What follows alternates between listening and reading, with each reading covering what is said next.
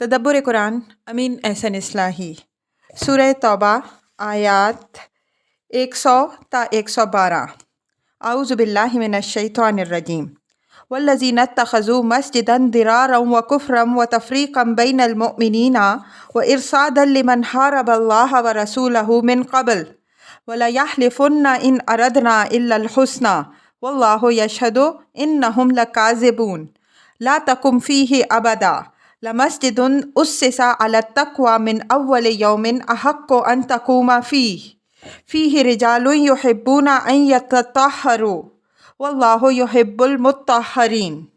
یہ منافقین کے سب سے زیادہ شریر گروہ کا ذکر ہے۔ ان لوگوں کی جس شرارت کی طرف یہاں اشارہ ہے وہ یہ ہے کہ اگرچہ مدینہ میں 2 مسجدیں پہلے سے موجود تھیں، ایک مضافات شہر میں مسجد قباء، دوسری شہر کے اندر مسجد نبوی صلی اللہ علیہ وسلم، لیکن انہوں نے اپنے مفسدانہ اغراض کے لیے اپنی 1.5 اینٹ کی ایک الگ مسجد بنائی۔ مقصود تو ان کا یہ تھا کہ اسلام اور مسلمانوں کے خلاف جو سازشیں وہ کرنا چاہتے ہیں اس کے لیے ایک اڈا مہیا کریں، لیکن اس کو نام مسجد کا دیا تاکہ اس طرح پیغمبر صلی اللہ علیہ وسلم اور مسلمانوں پر اپنی دینداری کی دھونس بھی جمائیں اور اپنے مقاصد بھی پورے کر سکیں۔ اس کو مسلمانوں کی نظروں میں مقبول اور مقدس بنانے کے لیے انہوں نے یہ کوشش بھی کی کہ خود پیغمبر صلی اللہ علیہ وسلم اس میں ایک مرتبہ نماز پڑھیں تاکہ اس کو بھی لوگوں کی نگاہوں میں وہی احترام حاصل ہو جائے جو مسجد قباء کو حاصل ہے۔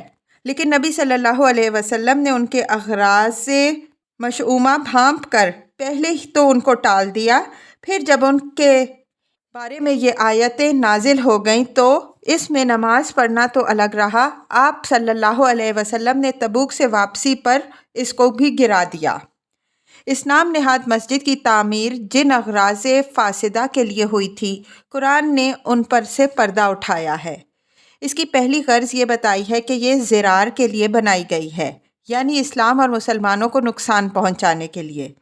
مسجد اقامت نماز اور اقامت دین کا مرکز ہوتی ہے، لیکن یہ ہر دام ہم رنگ مسجد اس لیے بچھایا گیا تھا کہ مسلمان اس میں پھنسیں اور پھر ان کے اندر آہستہ آہستہ نفاق کا زہر اتارا جائے۔ دوسرا مقصد اس کا کفر بتایا ہے، یعنی جو کفر ان کے اندر رچا بسا ہوا تھا اس کی پرورش اور اس کی تائید و تقویت کے لیے ایک پرورش گاہ بنائی گئی تھی۔ مسجد ایمان کی تربیت گاہ ہوتی ہے، لیکن یہ نام نہاد مسجد اس کے بالکل برعکس کفر کی خدمت کے لیے تعمیر کی گئی۔ تیسرا مقصد اس کا تفریقا بین المؤمنین بتایا ہے، یعنی یہ اس غرض سے بنائی گئی کہ مسلمانوں کے شیرازے کو پراگاندا کیا جائے۔ اسلام میں مسجد ہی ہے جو مسلمانوں کو ایک مسلک میں پیروتی اور ان کی اجتماعی زندگی میں وحدت و تالیف پیدا کرتی ہے۔ ان منافقین نے یہ چاہا کہ ایک مسجد بنا کر پہلے مسلمانوں کو اس کی طرف کھینچیں اور پھر اپنی وسوسہ اندازیوں سے ان کو ملت سے کاٹ دیں۔ چوتھا مقصد اس کا ارصادا لمن حارب اللہ ورسولہ من قبل بتایا گیا ہے، یعنی یہ ان لوگوں کے لیے ایک کمین گاہ کا کام کرے گی جو اللہ اور رسول صلی اللہ علیہ وسلم سے برسر پیکار رہ چکے ہیں۔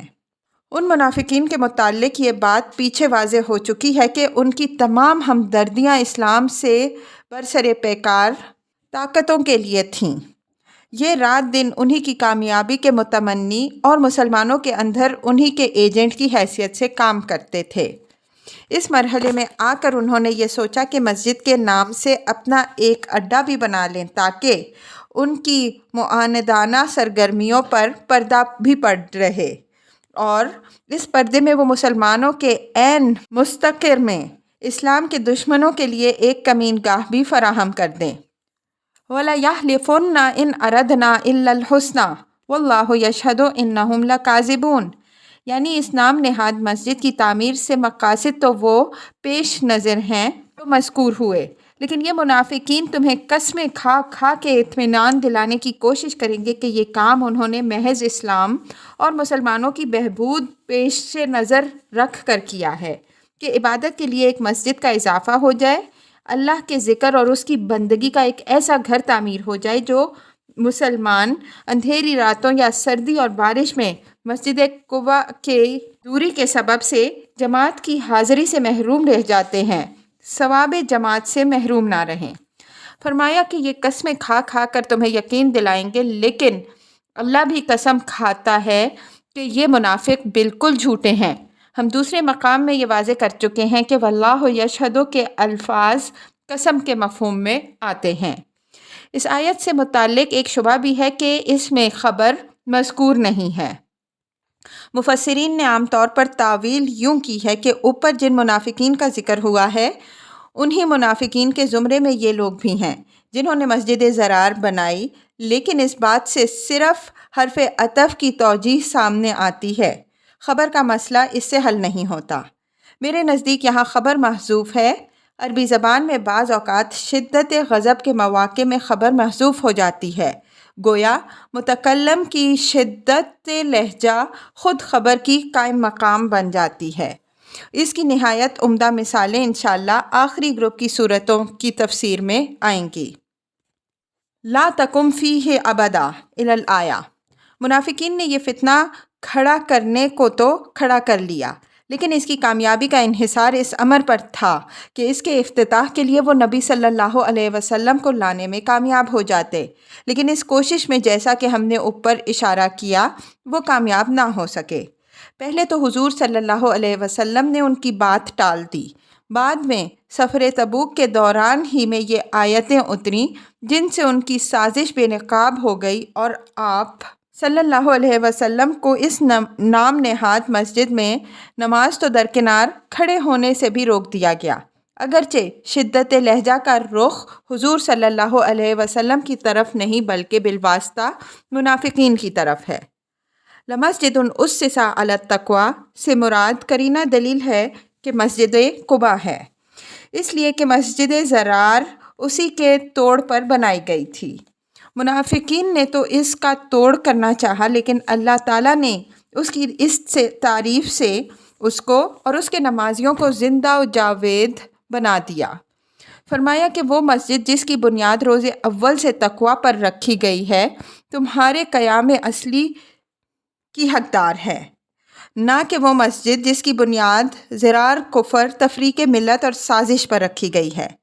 ساتھ ہی اس کے نمازیوں کی تعریف فرمائی کہ وہ ظاہر و باطن کی پاکیزگی کو عزیز رکھتے ہیں اور اللہ ایسے ہی پاکیزہ لوگوں کو دوست رکھتا ہے۔ اس میں مسجد قباء کے نمازیوں کی تعریف کے ساتھ مسجد ضرار کے مفسدین پر تعریض بھی ہے کہ ان کا ظاہر و باطن دونوں گندہ ہے، اور جب اللہ کے نزدیک وہ مقبوض ہیں تو تمہارے ان سے اور ان کی اس نام نہاد مسجد سے کیا تعلق؟ یہاں احقو کا لفظ جس سے گمان ترجیح و تفضیل ہے، لیکن کلام عرب اور قرآن میں ایسی مثالیں موجود ہیں جن سے معلوم ہوتا ہے کہ افعل بعض مرتبہ نسبت اور تقابل سے مجرد ہو کر بھی استعمال ہوتا ہے۔ کسی موضوع مقام پر ہم اس کی مثالیں پیش کریں گے۔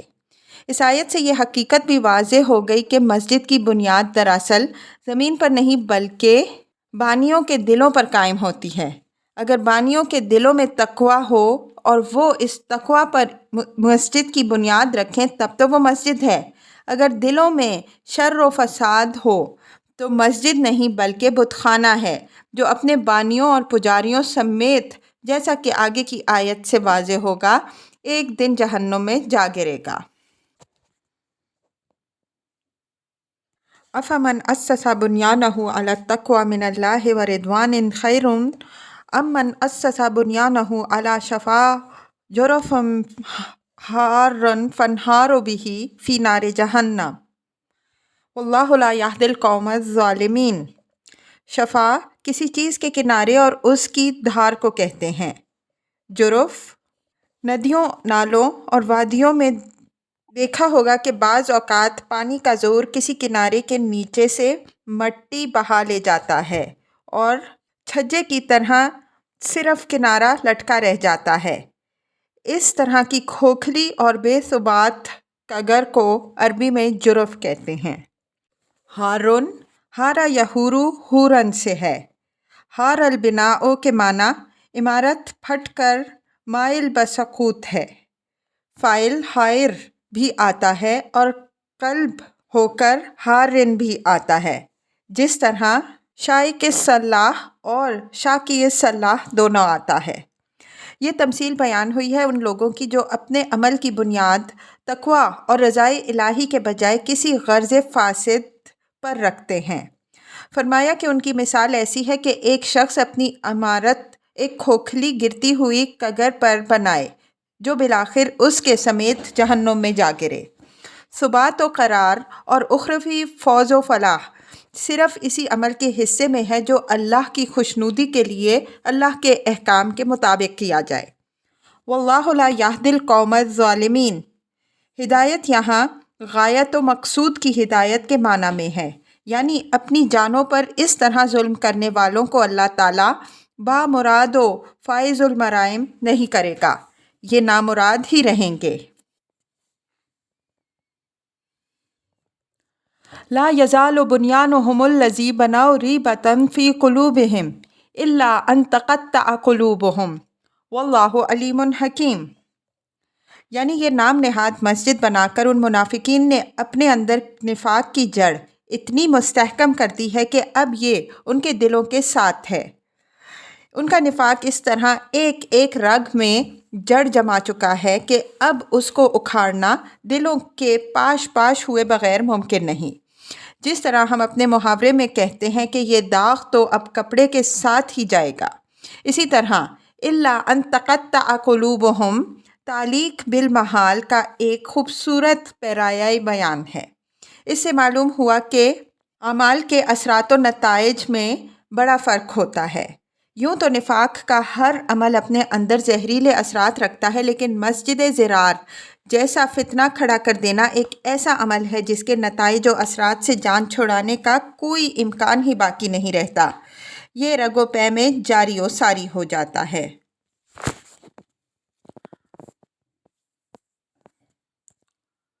ان اللہ اشتری من المؤمنین انفسهم واموالهم بان لهم الجنہ یقاتلون فی سبیل اللہ فیقتلون ویقتلون وعدا علیہ حقا فی التوراۃ والانجیل والقرآن ومن اوفی بعہدہ من اللہ فاستبشروا ببیعکم الذی بایعتم بہ وذلک هو الفوز العظیم۔ اب یہ حقیقت واضح کی جا رہی ہے اس بیعت کی جو نبی صلی اللہ علیہ وسلم پر کے ہاتھ پر کی جاتی ہے اور جس میں ہر مسلمان لا الہ الا اللہ محمد الرسول اللہ کا اقرار کر کے شامل ہوتا ہے۔ اس حقیقت کے اظہار سے یہاں مقصود اس بیعت کے مقتضیات کو ہر مسلمان کے سامنے رکھ دینا ہے تاکہ ہر شخص اس کی روشنی میں خود فیصلہ کر سکے کہ اس عہد کے تقاضے کیا ہیں اور کون سا رویہ اس کے منافی ہے جو نفاق اور کفر میں داخل ہے۔ فرمایا کہ یہ بیعت اللہ اور اہل ایمان کے درمیان بیع و شراء کا ایک معاہدہ ہے جس میں اہل ایمان اپنے مال اور اپنی جان اللہ کے حوالے کرنے کا اقرار کرتے ہیں اور اللہ تعالیٰ اس کے عوض میں ان کے لیے جنت کا وعدہ فرماتا ہے۔ ہم دوسرے مقام میں یہ بات واضح کر چکے ہیں کہ انسان کو سب سے بڑا شرف جو حاصل ہے وہ یہی ہے کہ وہ اللہ کی مخلوق ہونے کے باوجود یہ درجہ رکھتا ہے کہ اللہ تعالیٰ اس کے ساتھ بیع و شراء کا ایک معاہدہ کرتا ہے جس میں وہ اپنے اوپر بھی اسی طرح کی ایک ذمہ داری لیتا ہے جس طرح بندوں پر ایک ذمہ داری ڈالتا ہے۔ ظاہر ہے کہ انسان کا یہ شرف مبنی ہے اس بات پر کہ اللہ تعالیٰ نے ایک خاص دائرے کے اندر اس کو اختیار بخشا اور یہ چاہا کہ انسان اپنی مرضی سے اپنے مال و جان پر اللہ کے حق کو تسلیم کرے اور پھر اس کے عوض میں جنت کا ابدی مقام حاصل کرے۔ یقاتلون فی سبیل اللہ فیقتلون ویقتلون، یعنی اس معاہدہ بیع و شراء کے بعد کوئی راست باز مسلمان اپنے مال یا اپنی جان کو خدا سے چرانے کا روادار نہیں ہو سکتا، چنانچہ وہ اللہ کی راہ میں مال اور جان دونوں سے جہاد کرتے ہیں اور اس راہ میں مارتے بھی ہیں اور مرتے بھی ہیں۔ اگر مارتے ہیں تو غازی اور مجاہد کا درجہ حاصل کرتے ہیں اور مرتے ہیں تو شہید کا مقام پاتے ہیں۔ وعداً علیہ حقاً فی التوراۃ والانجیل والقرآن، یعنی جان و مال کی قربانی کے عوض جنت کا وعدہ اللہ تعالیٰ نے اپنے اوپر واجب کر رکھا ہے، اور اس کا اظہار و اقرار تورات، انجیل اور قرآن میں ہے۔ یہ تمام آسمانی مذاہب اور خدائی صحیفوں کی ایک مسلمہ اور مشترکہ حقیقت ہے۔ مثلاً تورات میں ہے: سن اے اسرائیل، خداوند ہمارا خدا اکیلا خداوند ہے۔ تو اپنے سارے دل اور اپنے سارے جی اور اپنے سارے زور سے خداوند اپنے خدا کو دوست رکھ۔ استثناء باب 6 آیات 4 تا 5۔ انجیل میں ہے: جس کسی نے گھروں یا بھائیوں یا بہنوں یا باپ یا ماں یا بچوں یا کھیتوں کو میرے نام کی خاطر چھوڑ دیا، اس کو 100 گنا ملے گا اور ہمیشہ کی زندگی کا وارث ہوگا۔ متی باب 19 آیت 29۔ انجیلوں میں جنت کی تعبیر بالعموم آسمانی بادشاہت سے کی گئی ہے۔ تورات میں یہود نے حرص دنیا کے سبب سے تمام اخروی انعامات کو دنیاوی انعامات میں بدل لیا ہے۔ تاہم انبیاء علیہم السلام کی تعلیمات میں بکثرت ابدی زندگی کے ابدی انعامات کا ذکر موجود ہے۔ وَمَنْ أَوْفَى بِعَهْدِهِ مِنَ اللَّهِ فَاسْتَبْشِرُوا بِبَيْعِكُمُ الَّذِي بَايَعْتُمْ بِهِ وَذَلِكَ هُوَ الْفَوْزُ الْعَظِيمُ۔ یہ ابھارا گیا ہے اللہ کی راہ میں بے خوف و خطرے جان و مال کی قربانی پیش کرنے سے۔ مطلب یہ ہے کہ اللہ سے بڑھ کر اپنے وعدہ کو پورا کرنے والا کون ہو سکتا ہے؟ تو جو سودا تم اس کے ساتھ کر چکے ہو اس پر تمہیں باغ باغ ہونا چاہیے۔ خدا کے ہاتھ جو بیچ چکے ہو وہ اس کی طلب پر اس کے حوالے کرو، اور جو کچھ اس کے عوض تمہیں ملنا ہے اس کے لیے تیار رہو۔ اللہ اپنا وعدہ ضرور پورا کرے گا۔ خدا کی جنت بڑی چیز ہے، یہ کوئی خسارے کا سودا نہیں، بلکہ چند روزہ حیات کے بدلے ابدی زندگی کی بادشاہی ہے۔ التائبون العابدون الحامدون السائحون الراکعون الساجدون الآمرون بالمعروف والناہون عن المنکر والحافظون لحدود اللہ وبشر المؤمنین۔ اوپر آیت 107 میں جس طرح خبر محذوف ہے، اسی طرح اس آیت میں بھی محذوف ہے۔ زجاج کی رائے یہی ہے، اور یہ رائے مجھے قوی معلوم ہوتی ہے۔ بعض مرتبہ زور کلام خبر کو خود ظاہر کر دیتا ہے، اگرچہ وہ لفظوں میں ظاہر نہیں ہوتی۔ یہاں موقع کلام یہ ظاہر کرتا ہے کہ جن کی صفات یہ ہیں وہی لوگ سچے مومن ہیں۔ ان مومنین کو خوشخبری پہنچا دو۔ اس آیت میں جو الفاظ آئے ہیں، سائحون کے علاوہ ان میں سے ہر لفظ کی تحقیق اپنے اپنے محل میں بیان ہو چکی ہے۔ سائحون کے ترجمے میں مجھے بڑی مشکل پیش آئی ہے۔ ساح یسیحو کے معروف معنی تو زمین پر چلنے پھرنے کے ہیں، چنانچہ اسی سورہ کی دوسری ہی آیت میں فسیحوا فی الارض اربعۃ اشہر آیا ہے۔ لیکن یہاں جس سیاق و سباق میں یہ لفظ استعمال ہوا ہے اس سے صاف ظاہر ہے کہ یہ لغوی سیاحت کے مفہوم میں نہیں بلکہ اصطلاحی سیاحت کے مفہوم میں آیا ہے۔ لفظ سیاحت قدیم زمانے سے اہل دین کی ایک اصطلاح ہے جس کا مفہوم صاحب لسان نے یوں ادا کیا ہے: الذھاب فی الارض لعبادہ والتراحب، عبادت و ریاضت کے لیے کسی سمت کو نکل کھڑے ہونا۔ اسلام سے پہلے اکثر مذاہب میں عبادت کے پہلو سے اس بات کو بڑی اہمیت حاصل رہی ہے کہ آدمی گھر ور، بیوی بچوں اور دنیا کے ہنگاموں سے الگ ہو کر جنگلوں، پہاڑوں اور سنسان جگہوں میں نکل جائے، اپنا سارا وقت دھیان، ذکر و عبادت، چلہ کشی اور ریاضت میں گزارے، قوت لا یموت پر قناعت کرے، بھوک پیاس ستائے تو جنگل کے پھل اور ندیوں چشموں کے پانی پر گزارا کرے۔ عیسائیوں کے راہبوں، گوتم بدھ کے بھکشوؤں اور ہندو جوگیوں اور سنیاسیوں کا محبوب طریقہ عبادت یہی رہا ہے۔ یہ لوگ اگر خلق کی طرف متوجہ بھی ہوتے تھے تو اس طرح کہ صبح کسی بستی میں اور شام کسی بستی میں، جہاں پہنچے نیکی اور پرہیزگاری کے چند کلمے لوگوں کے کانوں میں ڈالے اور وہاں سے چل کھڑے ہوئے۔ اسی درویشانہ اور راہبانہ زندگی کے لیے قدیم اصطلاح سیاحت کی ہے۔ اس سیاحت کا جتنا حصہ رہبانیت کے حکم میں داخل ہے وہ تو اسلام میں ممنوع ہے، اس لیے کہ اسلام دین فطرت ہے اور رہبانیت فطرت کے خلاف ہے۔ لیکن اس کا جو حصہ زہد و توکل، ذکر و فکر، خلوت اور تبتل، ریاضت و مجاہدہ، جستجو حقیقت، طلب علم اور دعوت اللہ اور جہاد فی سبیل اللہ سے تعلق رکھتا ہے، وہ اسلام میں بھی مطلوب و مطبوع ہے، اور اس کو اسلام نے روزہ، اعتکاف، عمرہ، حج اور جہاد میں سمو دیا ہے۔ اسی وجہ سے ہمارے ہاں سیاحت کے باب میں نفی اور اثبات دونوں طرح کی باتیں ملتی ہیں۔ ایک طرف یہ اشارہ ملتا ہے کہ سیاحت فی الاسلام، اسلام میں سیاحت نہیں ہے۔ دوسری طرف یہ چیز ملتی ہے کہ سیاحت هذه الامہ الصیام ولزوم مساجد، اس امت کے لیے سیاحت روزے اور مسجدوں کے ساتھ وابستگی ہے۔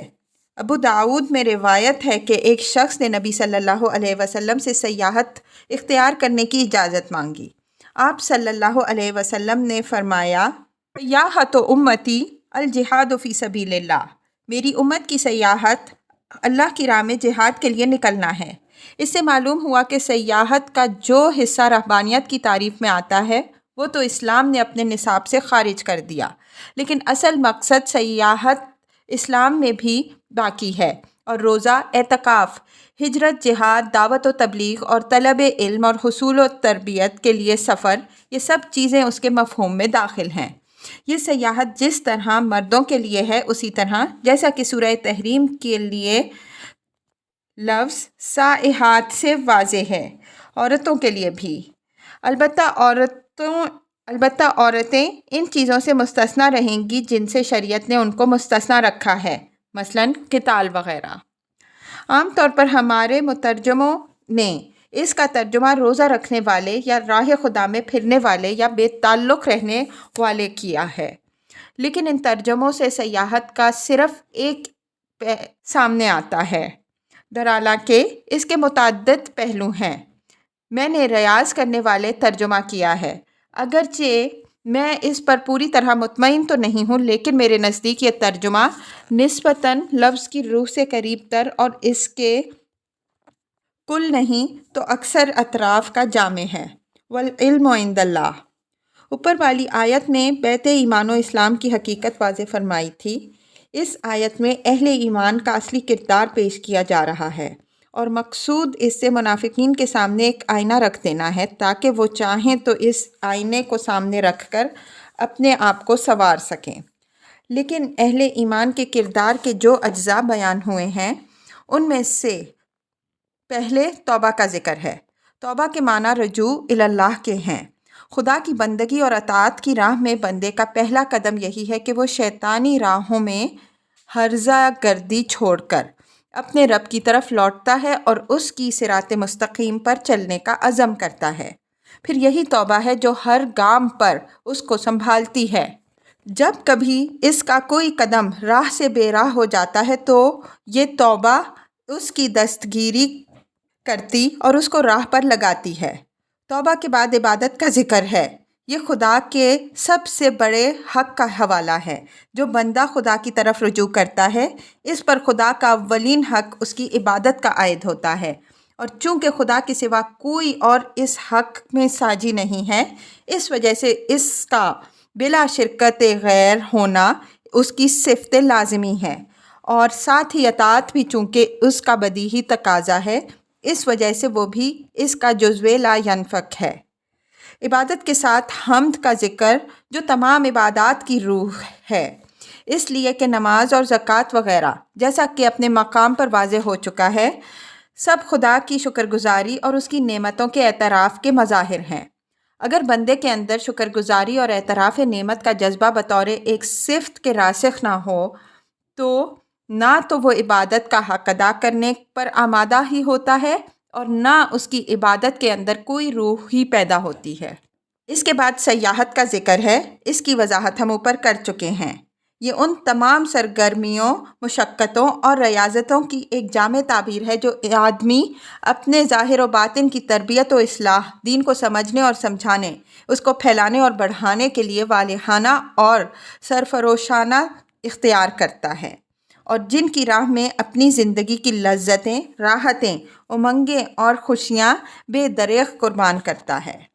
پھر نماز کا ذکر ہے جس کے لیے الراکعون الساجدون کی تعبیر اختیار کی گئی ہے۔ نماز کا ذکر قرآن میں جہاں جہاں اس اسلوب سے ہوا ہے وہاں صرف فرض نمازیں مراد نہیں ہیں بلکہ خلوت کی نمازیں مراد ہیں۔ یہی نمازیں ان تمام چیزوں کی محافظ بھی ہیں جن کا ذکر اوپر ہوا ہے، اور یہی اس ریاضت کو بھی زندگی اور نشو و نما بخشتی ہیں جو سیاحت کے لفظ سے تعبیر کی گئی۔ اس کے بعد امر بالمعروف اور نہی عن المنکر کا ذکر ہے۔ اوپر جو باتیں بیان ہوئی ہیں ان کا بیشتر تعلق فرد کی اپنی اصلاح و تربیت سے ہے۔ اب یہ ان کا تعلق قوم اور جماعت کے ساتھ واضح کیا جا رہا ہے کہ وہ نیکی کا حکم دینے والے اور برائی سے روکنے والے ہیں۔ وہ دوسروں کے خیر و شر سے بے تعلق رہ کر زندگی نہیں گزارتے بلکہ دوسروں کی اصلاح و تربیت کے لیے بھی اپنے اندر تڑپ رکھتے ہیں اور اپنی طاقت و صلاحیت کے مطابق اصلاح کا فرض انجام دیتے ہیں۔ آخر میں حفظ حدود اللہ کا ذکر ہے۔ یہ در حقیقت تقویٰ کی تعبیر ہے اور خاتمہ پر ایک ایسی صفت کا حوالہ دے دیا گیا ہے جو سب سے زیادہ جامع ہے، یعنی وہ زندگی کے تمام مراحل میں برابر چوکنے رہتے ہیں کہ خدا نے جو حدود قائم فرمائے ہیں ان میں سے کسی حد کو توڑے نہ وہ خود کسی حد کو توڑنے کی جسارت کرتے ہیں اور نہ اپنے امکان کی حد تک کسی دوسرے کو اس کے توڑنے کی اجازت دیتے ہیں۔ اہل ایمان کے کردار کے یہ پہلو، جیسا کہ ہم نے اوپر اشارہ کیا، یہاں اس لیے بیان ہوئے ہیں کہ منافقین کے سامنے سچے اہل ایمان کی تصویر آ جائے کہ مومن ان صفات کے حامل ہوتے ہیں، نہ کہ ہر مدعی ایمان جو کردار و اعمال میں تو اس کے بالکل برعکس ہے لیکن اپنا نام اہل ایمان کے رجسٹر میں لکھوانا چاہتا ہے۔